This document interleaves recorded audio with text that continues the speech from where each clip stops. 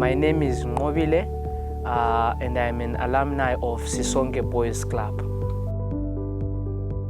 Sisonke is where true manhood is defined with a rich view to better my community, making my community a place where we respect everyone despite their gender.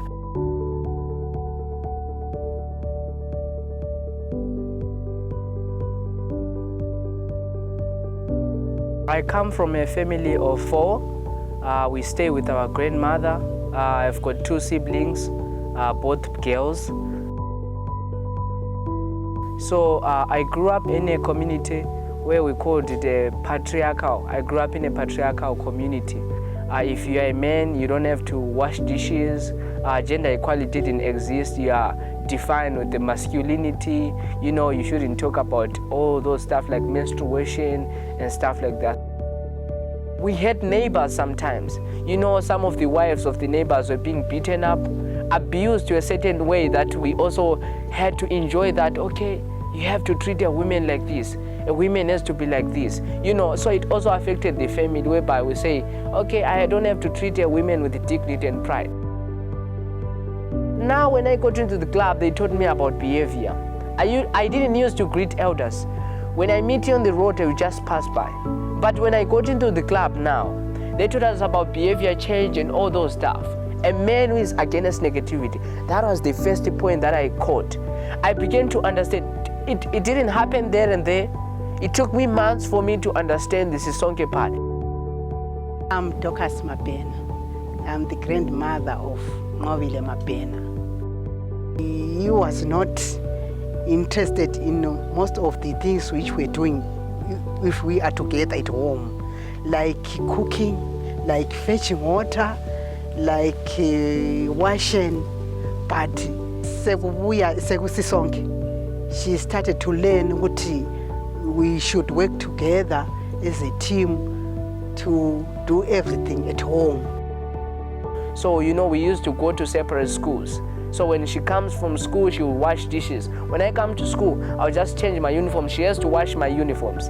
Then I go to play soccer and stuff. When time goes on, when they were challenging me, you know, Mr. Mambo said, you know what? I go to the shops and buy pads for my wife. So, you know, he was challenging us to do the same. You have to go to the shops and buy. Your sister is in a situation and you are the only one who's got the capacity, you know, monetary and stuff. You have to go and buy yourself. So he began to challenge us, give us new ideas, new views about all those things. So step by step, we began to understand. I understood everything and I said, I want to work on that. Because with that, I found an inspiration, someone who was motivating me. His life was actually molded. And I said, okay, right, I have an inspiration. This is my role model.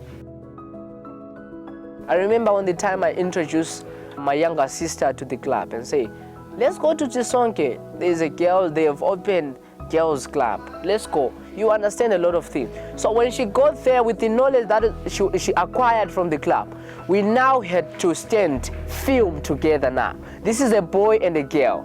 Now we had to stand and say, we support this. Now she has understood this. I understood this first and I tried to explain to her. Now she has come and then they had challenged her ideas about these things. Whether you're a boy or a girl, you have to sweep the yard. You have to do all things.